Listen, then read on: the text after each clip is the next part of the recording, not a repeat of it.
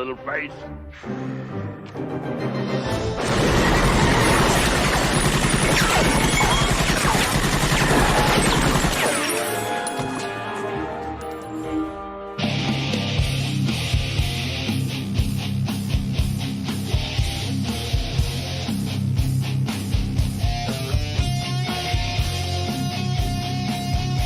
What's going on, freaks and geeks, gals and ghouls? It is Corpses for Conversation again with another awesome episode coming your guys' way.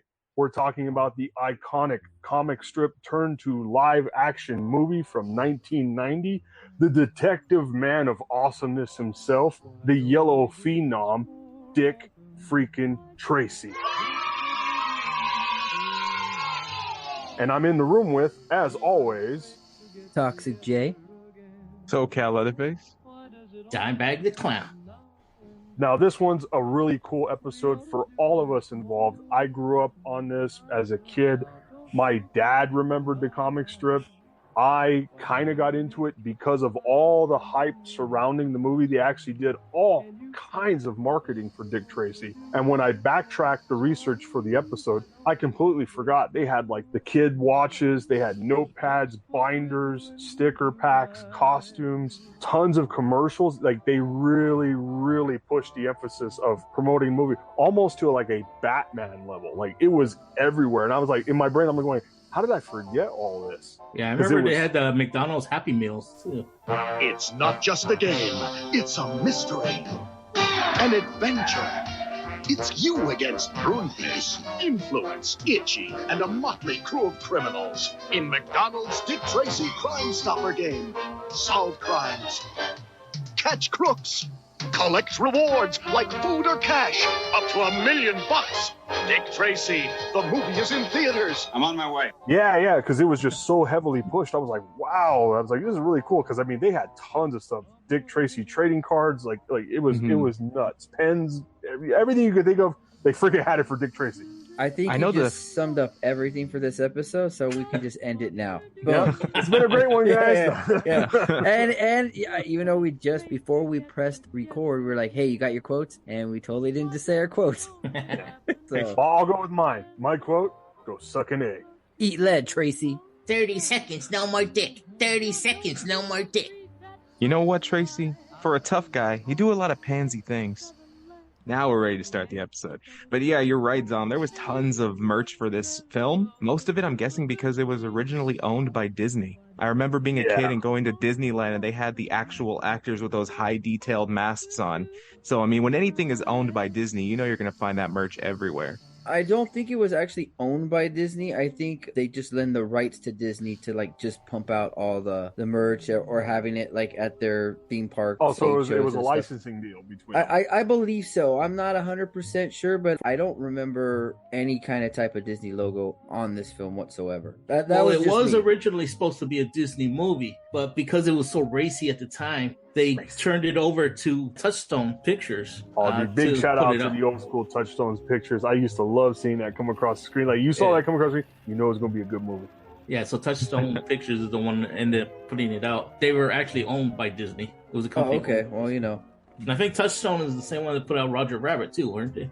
Yeah, I believe so. Yeah. Correct. And I know it was distributed by Buena Vista Pictures as well. So, you know, they all kind of collaborate, or if they're all in the same under the same umbrella. I want to dive in. One of the coolest things about this movie that I can truly remember as a kid was just how much emphasis they put on the drastic usage of primary colors. There was a lot of yellows and reds and blues and greens. They melded it all together really well because you see accents of those colors through every scene, through every stage, every costume, lighting, color tones of the characters. The makeup work alone for this movie was phenomenal for its time period. I could not believe how much money they put into it to do that. That 46 mil, yeah. That was like a big budget at the time. Yeah, that is a lot. That's actually kind of a chunk of change now still, too. But, you know. $47 million to put that out and have this all-star cast. Warren Beatty, Madonna, Al Pacino, Paul Sorvino, William Forsythe, James Caan. Dude, so many. It's like most of the budget went to the actors.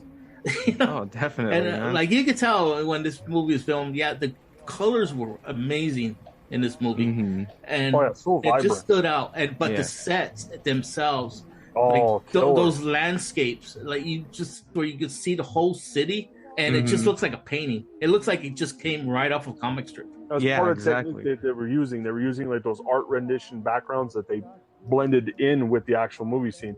That reminded me. And I'm not going to be correct with the time period, but I think it's like almost 1920s, 1930s, like the 1938. Yeah, 1938, like when they did the whole like really, it's still retro, but it has a feel of that futuristic type of metropolitan landscape art type poster feel, which was phenomenal for the way they integrated it. I loved all those scenes they did. It added that touch of what we saw later on in like the movie, like The Shadow and stuff. It was almost the same premise of what they did for it. So it was just really beautiful cinematography, videography. It was a blend of everything that you could go right behind a unsung hero in a comic book movie, and it turned out phenomenal. Like, I'm still a fan of it. I love watching it just because of those color tones, and even though they kept them very primary, they're all those colors that engage you thoroughly. Like, you couldn't take your eyes off the movie. You didn't know what kind of color combination you were going to have coming at you next. And it was a wild ride from beginning to end in Dick Tracy. Yeah, even Al Pacino went on record himself saying, "This is a wonderful artistic film, even though now it's like it doesn't exist." The movie is barely talked about to this day. I mean, this is probably one of the best comic book movies out there, besides Batman '89. It definitely holds up from its time period. I was getting so many Batman vibes from it, even from the first intro score, which, may I add, was by Danny Elfman. Just 1 year after Batman. He must have had those Batman score vibes on the brain when he was also working with this, because some of those scenes, man, I felt like I was watching a Detective Comics of Batman right there when he's just jumping rooftops, when he's fighting like the mobsters. I think it's funny in one scene when you're seeing Dick Tracy like fighting all the crime, punches 8 guys at once with one punch. And I'm just like, really? Just that comic booky vibes, but definitely the backgrounds, the colors, everything looked amazing. There was a little tipping hat to like the humor of the Three Stooges, like the whole why type of stuff. It was great. Now, TJ, I want you to tell the listeners who are going to listen to this podcast, you mentioned it prior, the lead actor, you were like, let's not forget, for a guy who was how old at the time? Oh my God, what did I say? He was, I believe, 48, 49, Warren Beatty. I thought you said he was 53, but I know he was in the higher ups right there. Yeah, he was up there in age, which is not a bad thing for a guy his age during the movie's release, and him doing all of this. He did most of his own stunts. I'm like, he looks great in this film. Flawless. Thinking of that when that one scene where he jumps out the window, grabs onto the light post. He actually hit his face on the light post. Oh, you could see it on film. You could see it, yeah. I called that out, definitely. Yeah, even as a kid, I was just like, oh my God, that doesn't look right. From what I hear, man, Warren Beatty was like a big commodity back then. He was dating all the women, all the celebrity women back in the 70s. So by the time he hit the 90s, he was actually dating Madonna at the time of making this film. Oh, yeah. I was going to mention that. Let's not forget and appreciate, even though she is older now, and at one point she kind of looked like a Klingon because she had her plastic surgery and then her face went back to normal. But, dude, in her prime, Madonna was a freaking knockout in this movie. She was. Yeah. Like, I could not, but I was like, wow, dude, like banging. Woo! Something funny is that when I was a kid and I watched this movie, and I mean, mind you, I was young, I didn't know. I thought that she was Marilyn Monroe because she looks like, has those vibes where she even has the little mole painted on. It after. Exactly. I thought it was her. So when I seen paintings, I was like, oh, that's the girl from Dick Tracy. And I guess my parents thought it was funny because they know who Madonna was, because she was the most hottest at that point in her career. Your parents probably just looked at each other. Yeah, just go with it. Just go with it. So, close enough. And this is more, I feel like this is more like a retrospect of the movie itself more than a movie review. I mean, it's been maybe 30 something years after this film's release, and you are right. Yeah. Yeah, it's been a cool minute, and people don't talk about this film as much as they should. Once again, I always have to be that person to throw out our age, but like, you bastard, kids today don't know the struggles we had in the late 80s and early 90s getting superhero movies. the generation now would watch this and probably think, oh man, this is crap, because they got Thanos and the Avengers. I'm like, no, Dick Tracy growing up was right up there with me with Batman. Just the promotional aspect of it. I know the listeners can't see because we're doing this all on Zoom, but Zom has the background of all the promotional posters that was released on bus stop signs. Every art piece is so good. I do, for the record, I am going to get the VHS of this because it's so beautiful, and it needs to be appreciated for the library you got building. You have to. Yeah, it needs to be appreciated. And you're absolutely right, TJ. This movie would be a great add to the collection. It is a classic. It is super vibrant. I would love to see this get a 4K restoration. I think if they went ahead and went back on it, fixed the color, made it even more vibrant, because that's what I love. I love the HDR in films. I know we collect classic physical media, and yes, you can't beat the classics, but I can appreciate the newer things. I would love to see this movie with brand new audio, brand new color scheme, and just make it brighten it up. Yeah. On that same note, I'm going to try to hunt down if I can find them for a relatively decent deal. But I forgot how badass these were since I've being a kid, and I'm like, I got to own a couple of these. Yeah. These deserve to be up on a wall in the Zom cave at some point. Especially my favorite character, right there in the top left, Flat Top. He was my favorite. He was the dopest looking one. William Forsythe. William Forsythe was more of a cowboy, but man, he made that gangster. He brought that out of Flat Top. I love that character. It's funny that you mentioned that because running over episodes and what we're going to talk and stuff like that, and you had mentioned that, and I was like, oh shit, that was William Forsythe? I was like, I've gone through so many years and I did not know. Yeah, if you look at the face, his facial expressions kind of now I see it, but like going without even I couldn't tell. Yeah, dude, I think he was more of a better villain than Big Time, Al Pacino's character. Or big boy, big time, big boy, whatever. I don't know, whatever they call him. Yeah, he was hard, man. He was. Well, let me ask you, who was your favorite character in this movie? I'll start with you, Zom. Like villain, it could be hero, didn't matter. Oh, I'm gonna have to agree with Dime. Flat Top, man. Nobody beat the way he molded to that character, because he literally followed that to almost 100% comic book description of it, and it was just great. Even the corny accent worked, and it sounded great with him being in character. It was like, mwah, perfection, sir, perfection. Perfect.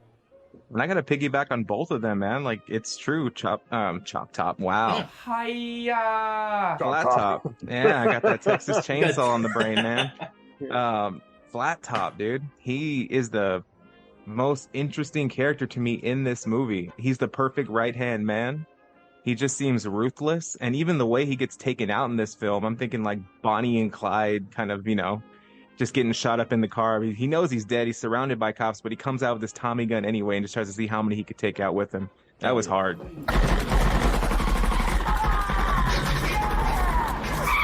Very true. Let's not forget, again, for the time period, some of the cars they had in this. Okay. Such beautiful It's cars. funny that you mentioned that. So before I get into my favorite characters, because you bastards forgot about me. Last night, I had a hockey game. There was this, I don't know if it was a coincidence or it's just dumb luck. There was this guy driving around in one of those type of cars in the parking lot with his son. No rhyme or reason. This guy was just literally just driving around in a circle. And I'm like, dude, are you trying to show off your car? Like, yeah, it's really nice. But he kept doing that for like 20 minutes. And I'm like, why are you doing that? It's an omen. We do need to review this movie, It's an omen. He's probably sitting there going, I'm keeping an eye on you, TJ, see? So, but I see you over there playing your game, see? My favorite characters were actually Mumbles, played by Dustin Hoffman. Because I catch myself saying sometimes, like, randomly, we all randomly talk to ourselves. I'll be like, about it. I kind of like, What did he say? And I do like Edo Ross's Itchy, who is actually always paired up with Flat Top, and the 30 seconds, no more dick. But he was always the repeater. So no matter what Al Pacino's character said or William Forsythe, and then he would just repeat it, just with his like high-pitched voice. And the producers actually wanted former President Ronald Reagan to play Prune Face. Oh, wow. I can see that. They wouldn't need any prosthetics. Yeah. Let me take you guys to the opening scene, or where we see them in the warehouse and they're playing cards. Little face, a big face.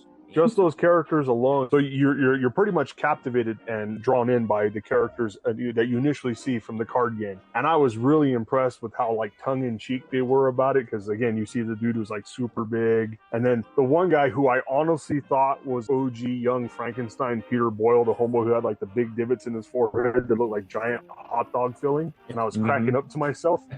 But the dude who literally looked like a weasel / rat, I'm like, no one's gonna pay attention to the fact that you have a rat in the group sitting right in front of you at a card game. I was like, that is awesome character play right there. I don't remember the character's name. The only one I do know is Littleface, who was that guy with the big fat face. Yeah, pumpkin head. Yeah. See, and for those who haven't watched the movie before, all of the mobsters in this film, they all have prosthetics on. They all made them very extreme looking, whether it's giving them like, protruding foreheads, very noticeable cheekbones.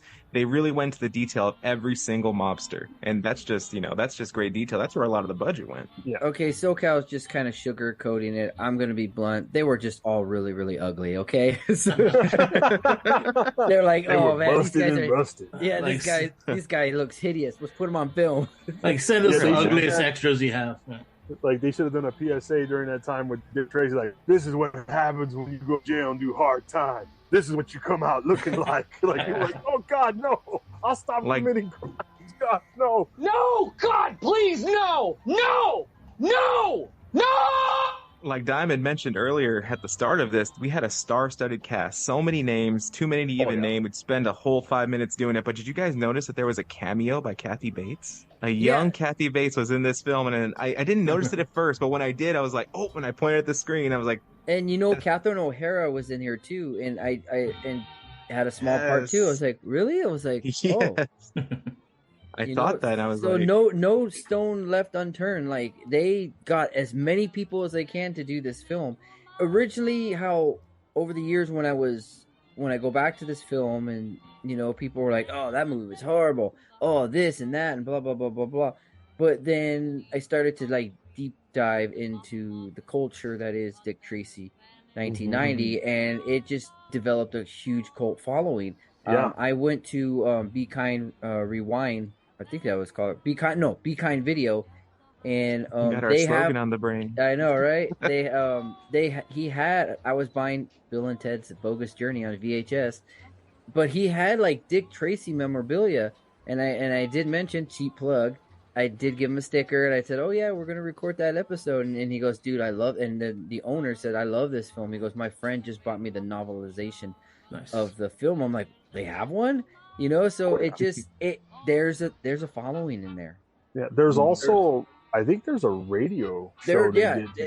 Well, I don't know about for this movie, but they did do radio episodes. Based upon the comic strip that was created. Yeah, 30s and 40s. Yeah, that's definitely the era. Yeah, because the comic strip started, I believe here, the comic strip started in the Chicago Tribune in October of 1931. And the original title was actually going to be Plainclothes Tracy. Yeah, it was. Plainclothes Tracy. So, we need something more catchy. That's too long. And he's like, all right, how about Dick? Well, it wasn't until I believe Chester Gould, the guy who created Dick Tracy, or went to a bigger, I guess, newspaper reel, and then the editor suggests, hey, I don't like that name. Why don't you call him, this? And it ended up being Dick Tracy, and then Chester loved it, and then it just kind of wrote, rest is history type thing. What it actually was that they said that name was just way too long. They said, can you shorten the name a bit? So Dick Tracy, and I mean, I know we all know Dick now is the oxymoron behind that. It's too long. Shorten it. You want a shorter dick, huh? No. He was probably like you had said, SoCal. He's like, can we shorten it? And then Chester's looking at him like, you dick. And then he's like, I like that name, Dick Tracy. All right, man. And I mean, that's what they would call detectives, Long Tracy. We got to call him long Dick arm. For short. Sometimes I'll scroll through Turner Classic Movies on the cable channels. I'll pop on to Dick Tracy versus Big Boy, or Dick Tracy takes on the mob, or they were short films that they made back in the 50s, I believe, early 50s. They were like hour and a half long short films that they put out. I forgot who played Dick Tracy. I'm not sure who played Dick Tracy back then, but yeah, I know I seen it too. I was looking it up and I should have wrote down the name. But yeah, they made a film in 1937 and they just self-titled it Dick Tracy. And then in 1947, 10 years later, they did Dick Tracy Meets the Gruesome, where it was that Dick Tracy of the period going up against Boris Karloff, who played the Gruesome. Really? That's I interesting. gotta check into. I'm actually like I do every episode we record. I always have the movie in the background, so I'm at the scene where James Caan is. They're having the whole gang group talk and stuff. I don't know where. I don't know the name, but that one guy that wears the full green suit and his face looks like a skeleton with skin. Like I don't know what his character's name is. And I'm about to see Dick Tracy hit his face on the lamppost. So let me ask you guys real quick, and Dime will probably pick up on this. It's a little bit kind of during our time, but more our dad's time. So at one point, the awesome actor known as Stacy Keach, or Quiche, however he pronounces it, I think it's Keach, Stacy Keach, he played the commish, which was like a private detective, and he had the look. I'm surprised they didn't cast him in this movie to have a role somewhere in there like that. Yeah, because they picked Dick Van Dyke to play the captain, I believe, in this. Yeah. So I mean, I see Stacy Keach playing the captain, but I mean, Dick Van Dyke did a great job. Don't get me wrong. Yeah, I was surprised he was even in it. I was like, wow, that's freaking Dick Van Dyke, dude. That's awesome. But again, Dick Tracy, Dick Van Dyke. And did you guys recognize that dude on the piano, 88 Keys? Was Mandy Patinkin from The Princess Bride? Inigo Montoya, you killed my father. Hello! My name is Inigo Montoya. You killed my father. Prepare to die. Stop saying that! Prepare to die. Yeah, dude. That was pretty cool. He hit hard times, and because he lost his hair. The princess got away. Ballrooms now. So now he's a piano player at a small joint. And that scene you're actually watching now, TJ, that was actually the first time Al Pacino and James Caan came together after playing the Corleone brothers in The Godfather in 1972. Oh, dude, talk about it.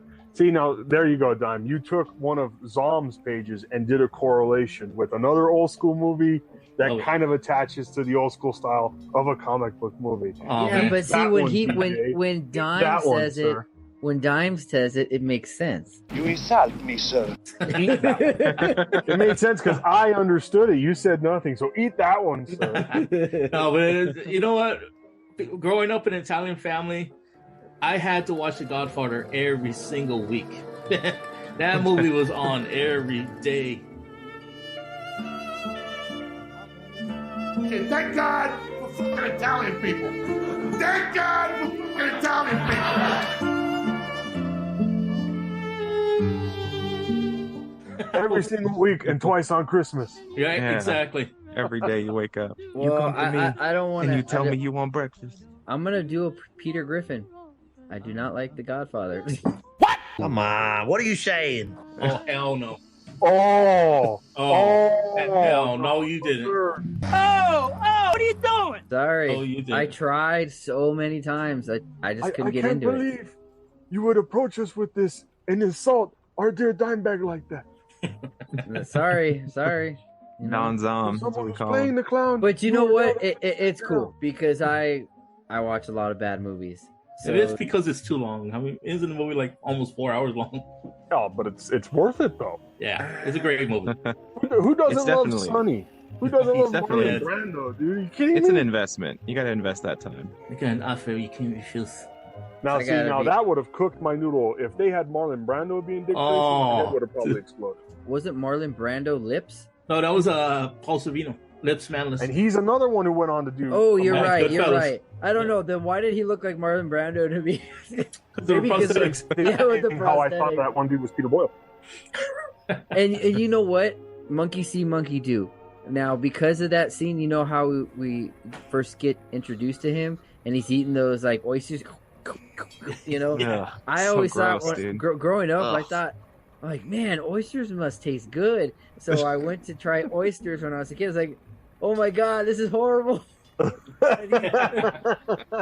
I couldn't get through So it. gross, dude. I still can't have those, man. Just watching him down all those, I'm like, ugh, Nope. gag. Disgusting shit.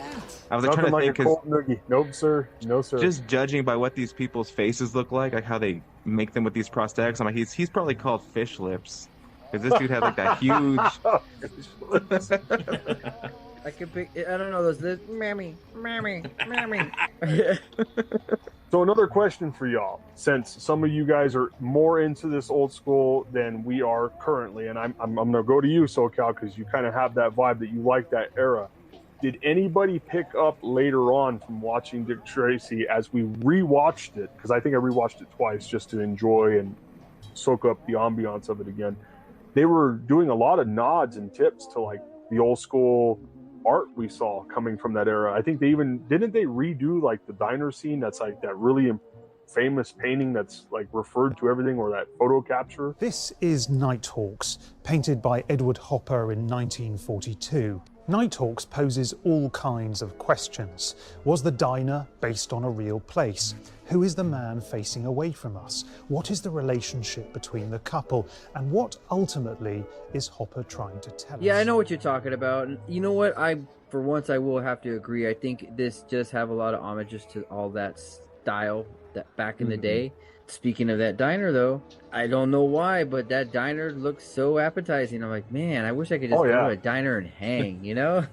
Yeah, definitely. I like how the dude that works there is just always listening in their conversation. And when he's talking with his lady, he just kind of look at him like, are you going to, ask her out already? He's getting into business, you know? Yeah. And one homeboy back there, like, he's the informant. He's the one you want to go talk to. He's hearing everything. That dude's like, I only serve sodas and burgers. And that's why Dick Tracy always makes fun of his food. Oh, it tastes different. Did you wash the dishes? You know?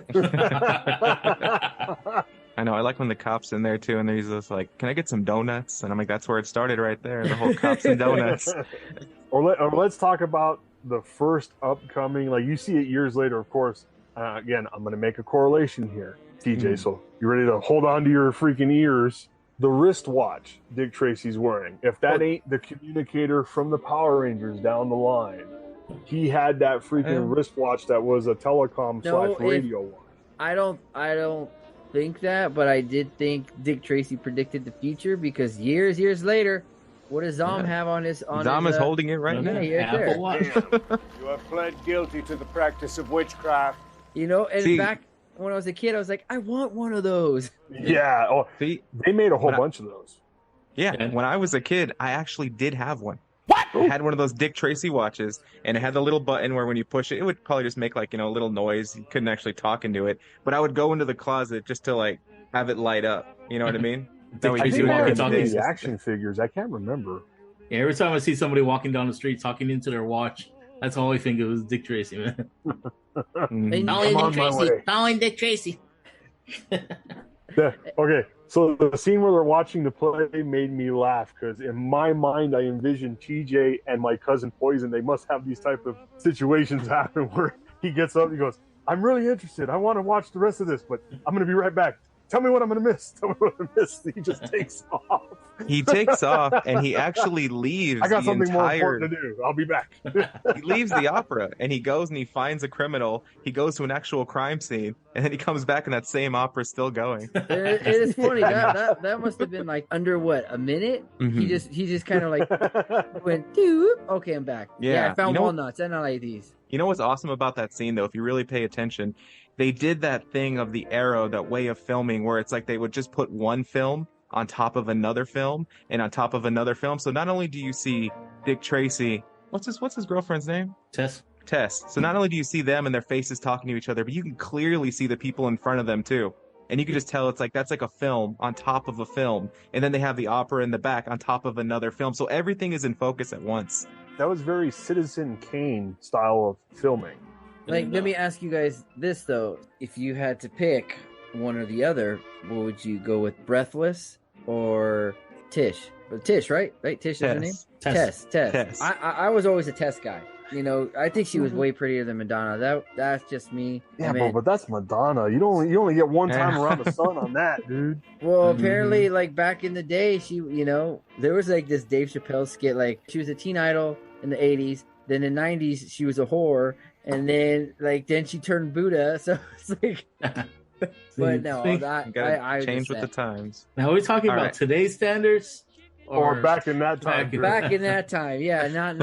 Because looking at me, I mean, I know I would have no chance with Madonna or Breathless. So I wouldn't say that. I'm like, I'm being a realist right now. There ain't no chance. Dime. There's no chance. Dime, if you recall, not Tess. I'm sorry. Breathless was with Lips. I put you above Lips. Okay. Yeah, exactly. See? Okay. I'm assuming you wouldn't eat like that, Well, I don't know. You haven't seen me eat yet. Man. But definitely got to go with Breathless myself as well. One of the scenes that made me just laugh, and I think it's awesome, like we'd mentioned about the art style, the painting backdrop, is when Dick Tracy first saves the kid from that bum that he's living with, and the guy's like about to beat him for not bringing him too much jewelry. And then you just see his little shack going side to side while Dick Tracy's beating him up inside there. You just see this floppy little shack. Bricks to him. What'd you get? That's all. Yeah. Hey, tough guy. You want to try that on somebody your own size?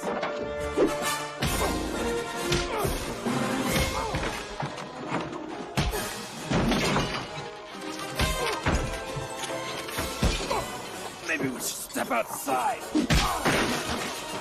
He's like, we better take this outside, and he punches him right through the wall, and then the whole little shack falls over. And it's funny because when you get the shots in the shack, I'm like, okay, it doesn't look that bad, but like on the outside, it's just like a complete mess. Like someone like built it in like 10 minutes. It's like an outhouse. Yeah, with no outhouse in it. I did see a touch of like Japanese perfection in the whole cadence around Dick Tracy's character to play on what TJ and SoCal just said about the whole shack and stuff, and you see the fights. Every squabble he got into, every fisticuff and him like throwing punches and stuff, there was nothing absolutely or fundamentally wrong with that trench coat and hat. That shit was pristine, right. Beautiful, no blood spatter, no nothing. I mean, it was clean. It was literally made of starch. It just stuff would beat up and just fall off. No, that's not true, dude. He hit them so hard and so fast that the blood didn't even have time to react to come out of the body. Just coagulated inside. For all the city grime and stuff he dealt with, that's like a bright yellow. No dirt whatsoever on that bad boy, just crisp the whole way through. So this movie, it doesn't have any blood. You do see people getting shot up by Tommy guns and people die in different ways, but there is actually no blood. And if you check the rating of this film is only rated PG for parental guidance. And I'm like, dude, we got people getting filled with cement and dumped into the ocean. We got murders going on. We got Tommy gun murders. And when Breathless is trying to, hit on Dick Tracy, she's wearing a see-through top, and you could just see Madonna's nips right there. And I'm like, this is a PG movie. What? You know what I mean? I'll be right back.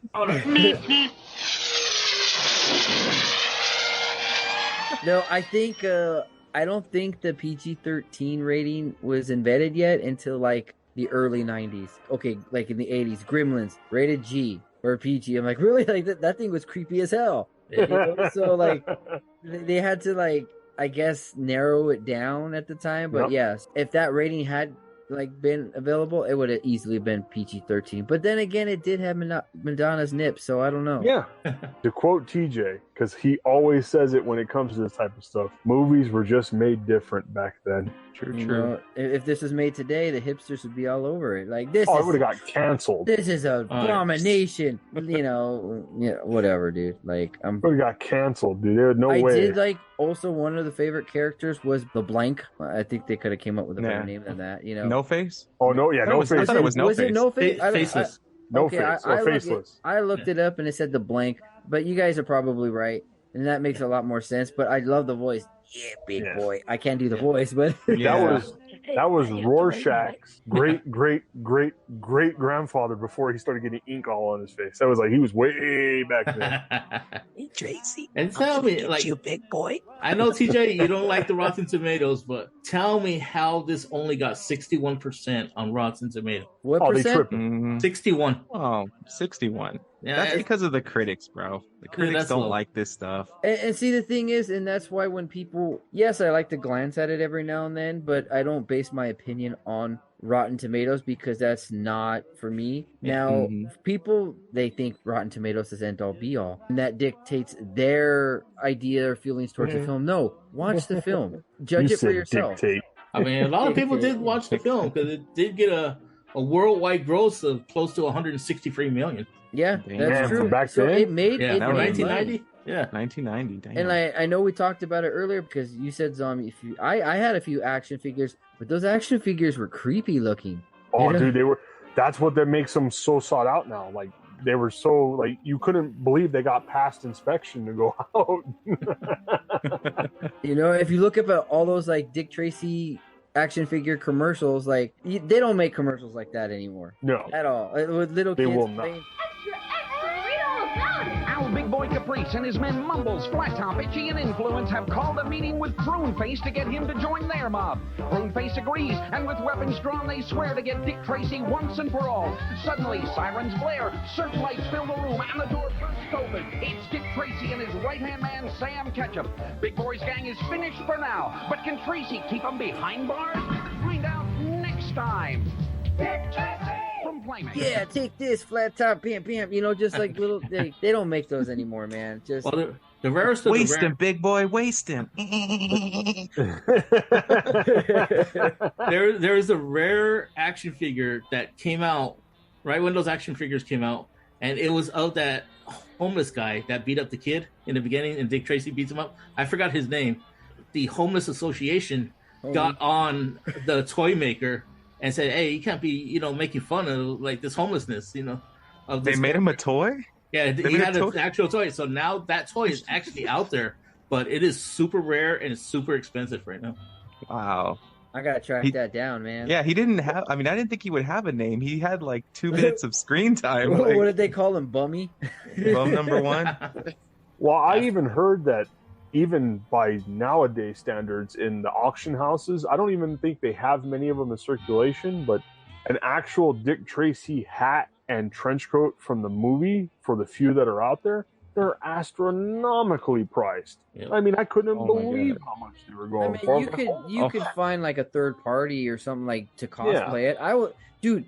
Dick Tracy is probably the easiest thing to cosplay, but it's so iconic and badass. You know what? 1990, I was actually working at McDonald's at the time. That's how I remember this. And I remember having to wear those yellow hats when we worked there. Oh, I wish you kept one time. That'd have been awesome. Dude, it just popped into my mind right now. I'm like, I remember those damn yellow hats. Remember those times? Yeah. I think I I found was that guy's actually going name, to tell dude. you that, DJ, when you were saying, I don't want to bring up our age, but you were like, back in our day. I'm like, but you didn't do it how Dime says it. Back in our day, you guys had no idea of what it was we were going through. You don't know the struggle. You'll never know the struggle. Damn whippersnappers. Yeah, and I know, like, once again, like, I always like to do things off topic, but, like, I was bickering on social media with this kid that has to be, like, 22 and telling me that I don't know anything about. And this kid was just like, and I'm just like, yeah, hide behind your cell phone and your computer. I'm like, it's how kids are today is so different when we were growing up. That's when you don't discipline your kids. That's what happens. They don't get punched in the head enough. Shut up, or it's 5 across the eyes. They don't get disciplined. Anyways, back to the movie. Yeah, back to Sorry, the this Tracy. little rant, but You know when the little boy finally picks his name? Did you guys shed a tear when he wanted to be I Dick kinda Tracy did, Jr.? because there Dick wasn't Tracy Jr. there wasn't a lot of dialogue between them. Like, it was just the music, the score, and then just the body language and the eye contact. And I was just like, damn, this is good. So when they're in a room together and they're like, "Hey, Dick," and they both turn around, like, little Dick or big Dick? Big Dick. He still needed the correct sidekick name. He should have just been called Pecker Tracy. Pecker Tracy. That'd have been the Can I be- best. Hey, Pecker. Yeah, Tracy. Dick Tracy and Dick Boy. That would actually work. Hey, Pecker. Exactly. There was a Dick Tracy and his sidekick, Pecker. Come on, Pecker, let's go. Oh, man. This movie was only an hour and 45 minutes, but there's actually a 2 hour and 15-minute version of this film out there that Warren Beatty has, I think, possession of. He just never put it out. And for people that don't know, Warren Beatty had bought the Dick Tracy rights back in the 80s. So it took a while to make this film. Like, it came out in 1990, and I believe they started filming in 1989. But to this day, which we are in 2023, there has not been a Dick Tracy reboot or a sequel or any of that type. I don't know the reason. I know when they wanted to make other ones, Warren Beatty said no because he wants to play Dick Tracy. But obviously at this point, he's like 89, 90. He ain't gonna play Dick Tracy. So I think, I don't remember who bought the rights, like the distribution rights. At this point, they have to wait till he, sadly passes away, and then they can do it. I don't know what he's being so stubborn about it. Yes, he took a character that basically nobody knows and made it into. And when you hear Dick Tracy and the people that remember the movie, they're gonna think of the movie, not the comic strip. Yeah. Well, there's only two people I would trust remaking that movie. Technically, three people. The two primaries I would go with: Kevin Smith, if he doesn't want to do it; Christopher Nolan, because he just has really good understanding of that time period and be able to work something like that. And then lastly, if he was able to get it, would be Guillermo del Toro. You know what? I was just actually going to say that Guillermo del Toro, but I can't see Christopher Nolan, but I could see Kevin Smith. So those are probably the only two directors that, you know what? I'll even go as far as like the tone is similar. I would probably go with Tim Burton too. I was going to say that. Oh, yeah, Tim Burton. Oh, Tim Burton can do it. Or what's her name? To go off of what Dime said, the movie you had to watch, to go off Coppola's daughter. Sophia Coppola? Sophia Coppola, that'd be cool. Yeah. And I just want to throw a name out there since we're all picking directors for this. What about, let's see if I say this right, Baz Luhrmann, who did The Great Gatsby. That was a period piece around that same era. Or he caught that pretty well. Or keep it gangster and go Martin Scorsese. Oh yeah, he probably could touch it pretty good too. Robert De Niro involved with it. Bill Skarsgård involved with it. Hey, get Al Pacino back, man. You didn't see him die. He didn't. If you don't see it, it didn't happen. Yeah, see, from a distance, you just hear hoo-ah, like and that's the thing. I think his death is like probably one of my top 10 movie deaths in any film, because it's just like he just falls into the unknown, into that black hole. You don't know what happens, and then I get these images. I'm thinking what he's thinking as he's falling, and then you just falling into black, and you just probably hitting gears, just ripping you apart. You know what I mean? It's just that's scary shit. That's one more comparison that we could say, because I just keep getting, like I said, Batman vibes from this film. Joker falling off that high tower at the end, killing the victim, and just plummeting into till you can't see him anymore. I just keep getting those Batman vibes. And even when Dick Tracy's stuck down there in the safe towards the end, and he wants to use that guy's leverage to pull him up, and he's like doing some math, it's like, how much do you weigh? And I'm like, that was the Batman line. How much do you weigh? I'm glad you mentioned that, SoCal, because that scene reminds me of, I think it was the boiler room of that one building where Tracy thinks he's trapped, and we have all seen Batman the Animated Series. Do we all remember the one episode where Joker definitively thinks he finally got man, but Batman escaped the explosion because he got into the safe? That episode reminds me of that scene in the movie. Yeah, see, that was so unnecessary too. If you're talking about when they tie him up in the boiler room and they're gonna break all the knobs and kill him, why did they take Dick Tracy to Tessa's apartment? Like, we're gonna bring you to your lady's apartment and we're gonna kill you in her basement. And it's just like, why though? And they did have to mention why she's at work, you know? Why did you have to mention that? Like, she's gonna get home and have a bad day. Exactly. See parts of you everywhere, Tracy. Parts of you everywhere. All they're gonna see is our yellow hat. Yeah, I like how it seems like Dick Tracy is looking for a reason to put Big Boy behind bars, right? And they keep saying, "Oh, you can't falsely accuse him," but they clearly try to commit murder on him. He witnesses it, you know. They tried to kill him, but from then on, he's still trying to find dirt on him. And I'm like, dude, he tried to kill you. Like, isn't that all the proof you need right there? Okay, after that scene played out, they gave that little award to the kid. He gave Dick Tracy back his wallet. He still didn't give back his money. You see him just like, thanks. The badge. My commission, see? It's my commission. I'm taking it. I know. I'm taking it. They did that twice in this film. where you hear that fake woman voice, and it says it's from the, the child adoption area, and then when the door opens, he's still making the voice, and it fades into his real voice. Oh, Tracy, you know what I mean? And they do the same thing at the very end when No Face is revealed, when he pulls off the mask, and when she first starts talking to him, she's like, hey, Tracy, and I'm just like, why did you have to do that? We know it was you. You know what I mean? It's like, just in case you thought, oh, it's a diversion. It's like, no, it was really her. See, she made the voice. It's just that time period. I truly miss the artisan and the craft put into the movie. Like, this was before internet and all that stuff. You really put your time into bringing out character development to relate across the screen. You didn't have what I would say nowadays are our cheat codes. We just look it up here, we can Google this here. It's like you really had to know somebody to get insight, to get access to that kind of stuff. So and that's there was when people a lot were still more... like, yeah, no, sorry to cut you off, but that's when people were still buying magazines, Entertainment Weekly and all that stuff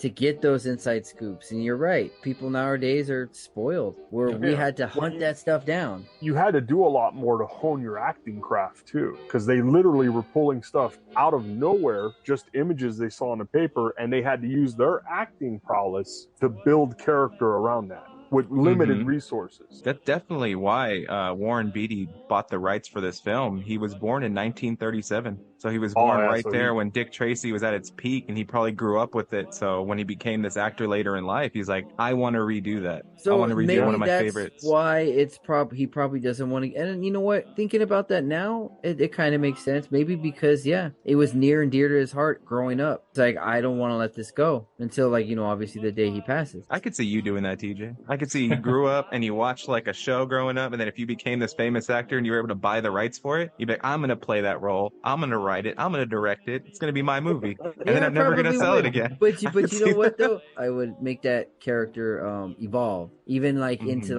when I'm 70 and then I'm all, look at Stallone.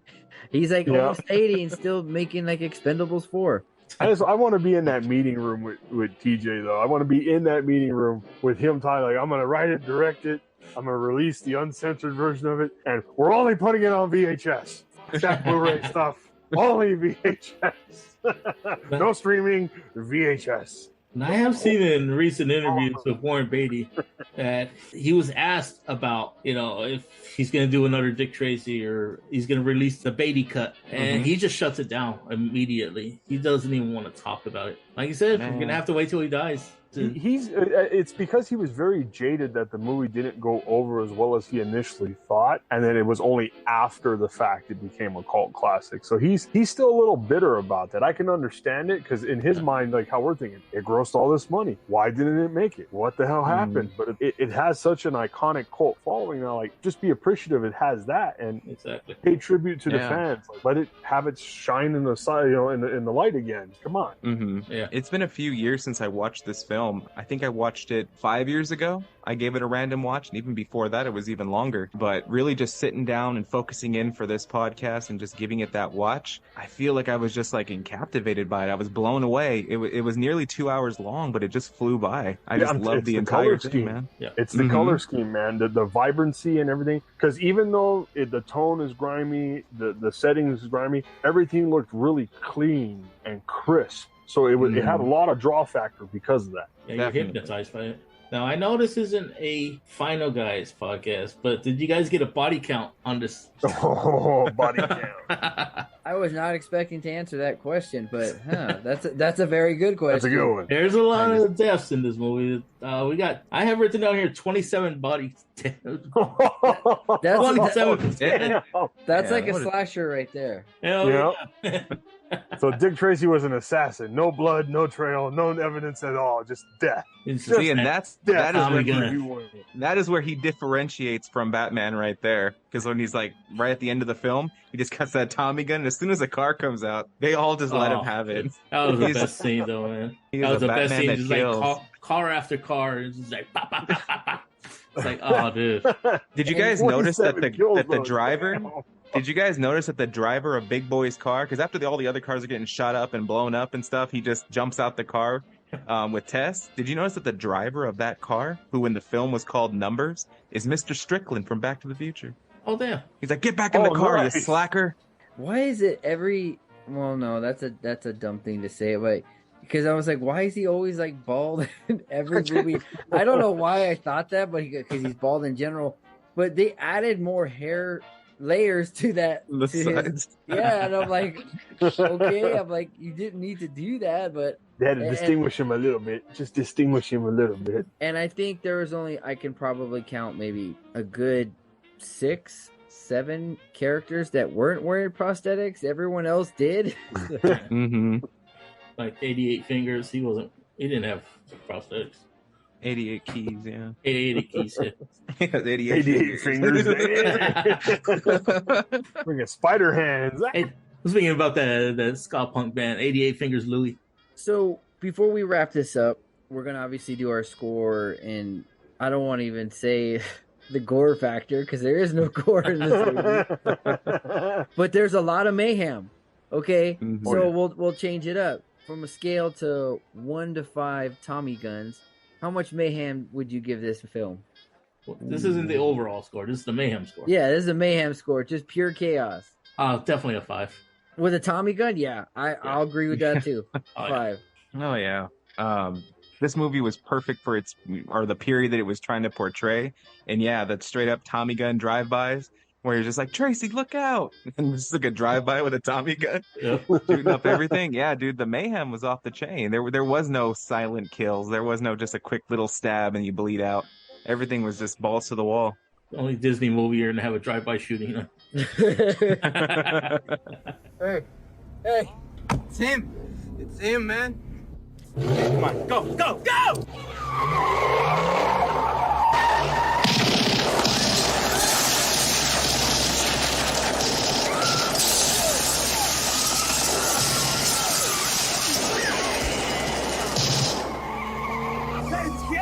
But there's no blood, so it's okay. So what about you, SoCal? What's your rate for? I also had to give it a 5, man, for mayhem. It's like I said, nothing is coy, nothing is calm. Everything is always, it goes from like a calm setting, and it's just always building up, and then it jumps straight out there. And I just noticed before we get to Zom's rating, he just said, "Oh God," so that means he's probably going to open up a can of haterade. Nope. But did you ever notice? And it just dawned on me right now while I was watching it. Dick Tracy always violently opens a door. Yeah. Like there's nothing subtle about it. He just goes straight through. He look like he's angry at every door he comes across. He's a man on a mission, and door ain't gonna get in the way. I brought this up on the in one of our previous films when we did Night School, and I was saying, hey, remember that guy's a detective, but he never shows his badge? The only time you see Dick Tracy's badge is when the kid's stealing his money. Other than that, he's barging through doors but not showing a badge. Yeah, he didn't need a badge with that yellow. He just pulls out his gun. Dick Tracy. You know what this is. So what's your mayhem score, Zom? Okay, so this will be one of the very few times you guys in the collective history of episodes we have for Corpses for Conversation, I'm on the same page with y'all. 5 mayhems. I have to. It was outrageously cool the whole way they did the sequencing for the movie that way. Get out of town! What? Ah! Look! What? You gotta be kidding me!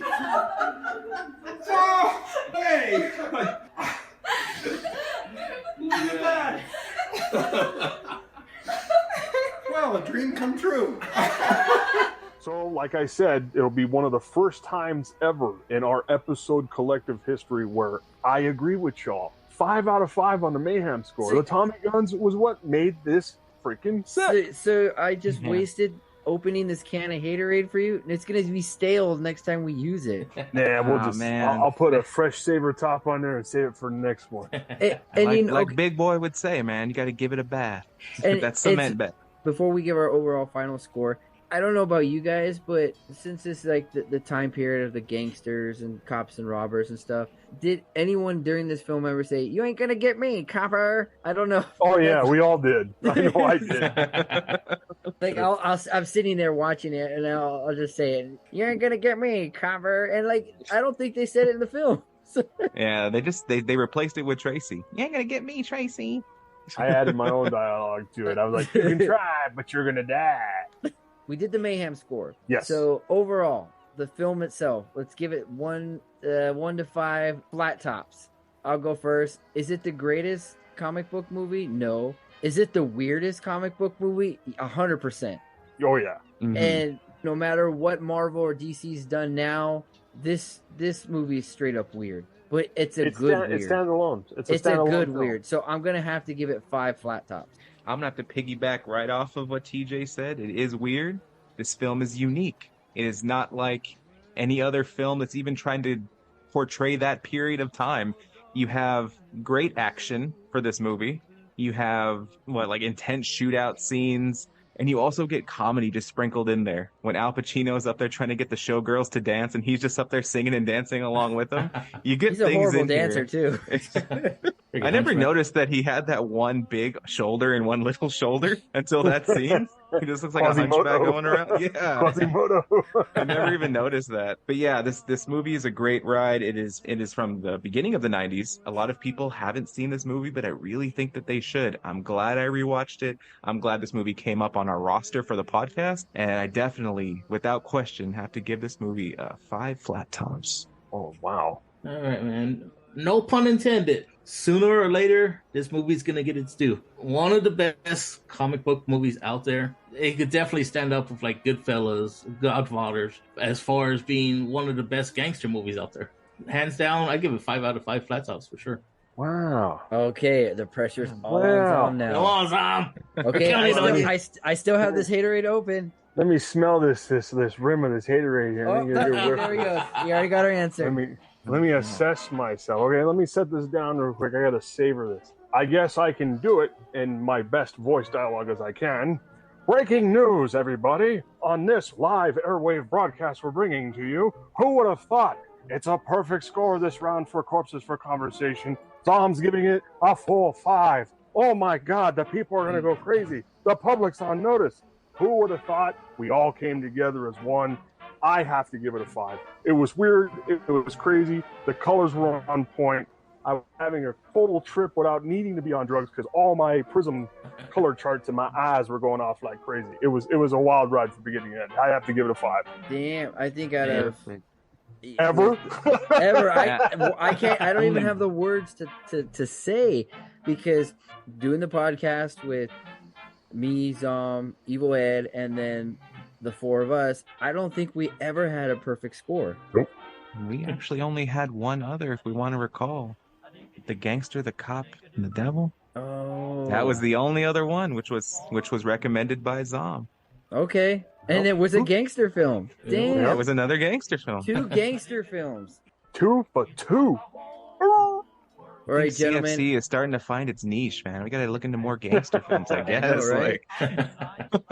Any last words, coppers, before we wrap this episode up? Ladies and gentlemen, go suck an egg. In the car. Now, listen, you guys. When I hit my horn, that's the signal to go. Okay, big boy. Let's give it to him, boy. You're under arrest. We gotta go in. Go in. Give me that Tommy Gun, Sam.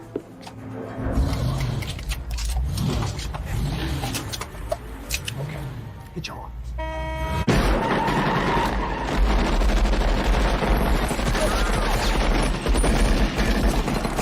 This may get messy. You make the wrong move inside here, I blow your head off.